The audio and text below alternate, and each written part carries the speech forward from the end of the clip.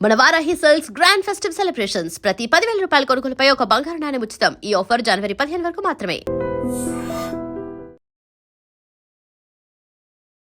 Welcome to iDream media. ఒక్కొక్కసారి దేవుడు మరి ఎలా సంకల్పిస్తాడో తెలీదు కానీ ఒక్కొక్కరి కుటుంబంలో అంతులేని విషాదాన్ని మిగులుస్తాడు. ఎందుకంటే ఒక కుటుంబంలో పెంచిన తండ్రి, అదే విధంగా కన్న తండ్రికి తమ యొక్క కుమారుని దూరం చేసి తీరని శోకాన్ని మిగిల్చాడు. ఇదంతా కూడా పార్వతీపురం మన్యం జిల్లా తోటపాలెం గరుగుబిల్లి మండలానికి సంబంధించిన వార్త. సతీష్ బొబ్బిల్లో ఒక కాంట్రాక్టర్ దగ్గర సూపర్వైజర్ గా పనిచేస్తున్నాడు. సతీష్ చిన్నప్పుడే తల్లి మరణించింది 15 సంవత్సరాల ప్రాయంలో. తండ్రి అంధత్వంతో పాటు వినపడదు, మంచానికి పరిమితమయ్యాడు. తల్లి మరణించిన తర్వాత వారి అయోమయ పరిస్థితిని చూసి అందరూ జాలిపడ్డారే గాని అయ్యో మనం చేతనైనంత సాయం చేద్దామని ఎవ్వరూ కూడా ముందుకు రాలేదు. కానీ సొంత పిన్ని, అదే విధంగా చిన్నన్న వారికి పిల్లలు లేకపోవడంతో ఈ సతీష్ బాధ్యత, అదే విధంగా సతీష్ యొక్క తండ్రి బాధ్యతను కూడా వాళ్ళు తీసుకున్నారు. అంటే మాకు పిల్లలు లేరు కాబట్టి మా కన్న కొడుకులా పెంచుకుంటామంటూ ముందుకు వచ్చి ఒక ధైర్యాన్ని చెప్పి ఈ సతీష్ కూడా కన్న తండ్రి దగ్గర ఉన్నట్టుంది, అదే విధంగా పెంచిన తల్లిదండ్రుల దగ్గర కూడా ఉన్నాడు. కొన్ని రోజుల తర్వాత మంచి చదువు చదివాడు, అదే విధంగా బొబ్బిల్లో సూపర్వైజర్ గా చేస్తున్నాడు. వారానికి ఒకసారి వచ్చి అటు ఆ తల్లిదండ్రుల్ని, అదే విధంగా కన్న తండ్రిని కూడా చూసి వారికి కావాల్సిన సరుకులు అన్ని అందజేస్తాడు.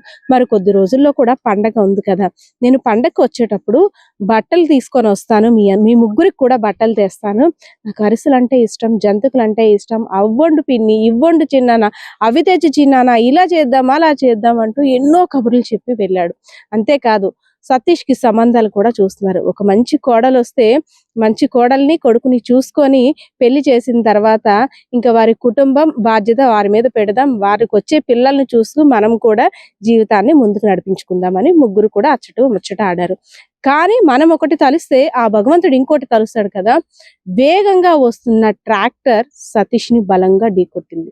వెంటనే అక్కడికక్కడ అపస్మారక స్థితిలోకి వెళ్ళిపోయి మృతి చెందాడు.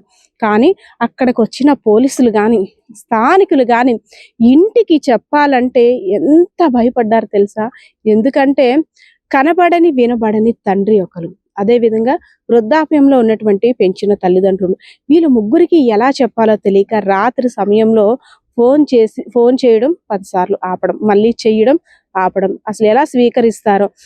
మీ అబ్బాయి సతీష్ అని చెప్పగానే ఆ తల్లి సతీష్ మా అబ్బాయి ఏమైంది అనేసరికి ఏమీ లేదమ్మా మళ్ళీ చేస్తామని పెట్టేస్తారంట. ఎందుకంటే ఆ తల్లిదండ్రుల పరిస్థితి తెలుసు కాబట్టి అక్కడ ఉన్న వారికి చెప్పడానికి ఇబ్బంది పడ్డారు.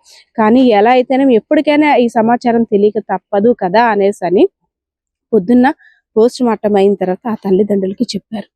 ఆ తండ్రికి కనపడకపోయినా వినపడకపోయినా నా కొడుకు వారానికి ఒకసారి వస్తాడు కదా, ఇప్పుడు నేను ఎవరి కోసం ఎదురు చూడాలని సతీష్ యొక్క కన్న తండ్రి మంచాన్ని బాదుకొని ఏడుస్తున్నాడు.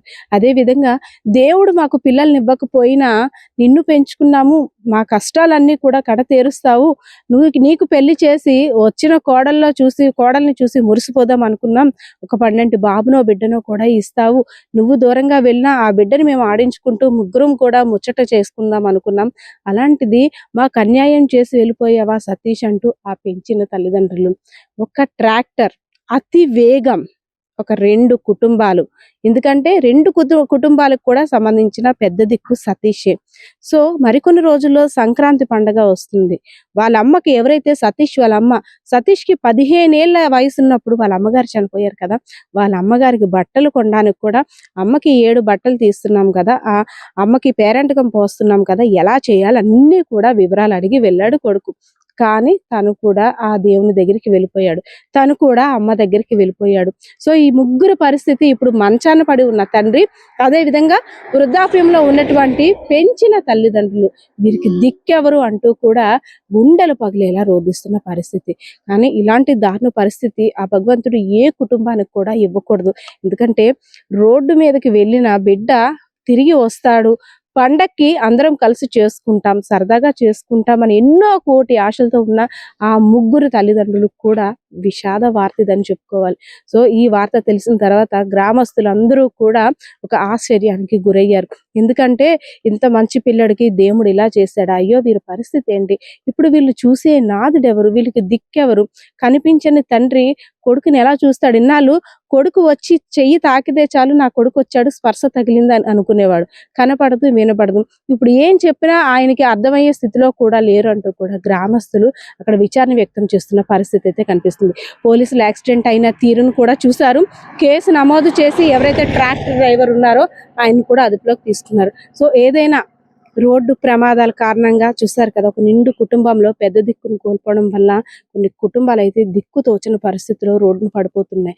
రోడ్డు మీద ఎవరైనా డ్రైవ్ చేసేవారు కావచ్చు, వెనక నుండి వచ్చేవారు కావచ్చు, కాస్త జాగ్రత్తలు తీసుకున్నట్టయితే ఇలాంటివి ఏ కుటుంబంలో కూడా రిపీట్ అవ్వకుండా ఉంటుందనేసి అని అయితే ఆశిస్తున్నాం. కెమెరా పర్సన్ బాలకిషోర్తో పద్మ, ఐడ్రీ మీడియా, విజయనగరం. నిజంగా ప్రస్తుతం ఉన్నటువంటి సమాజం దేనికి ప్రయారిటీ ఇస్తుంది? ఆర్థిక సంబంధాల చుట్టూ మాత్రమే తిరుగుతోంది. మళ్ళీ ఎన్నికలంగానే చాలా విరక్తి కలుగుతాను. మంచి అనిపిస్తుంది కదా, లేడీస్ కూడా ఛాలెంజింగ్ జాబ్స్ చేసినప్పుడు చాలా బాగుంటది. ట్రాఫిక్ అసిస్టెంట్స్ గా నియమించిన ట్రాన్స్జెండర్స్ అందరితో సాల్యూట్ చేయించుకుంటున్నారు. ఫుడ్ డెలివరీ ఇవ్వటానికి వెళ్ళినటువంటి డెలివరీ బాయ్ అనిల్ పై కళ్ళ ముందు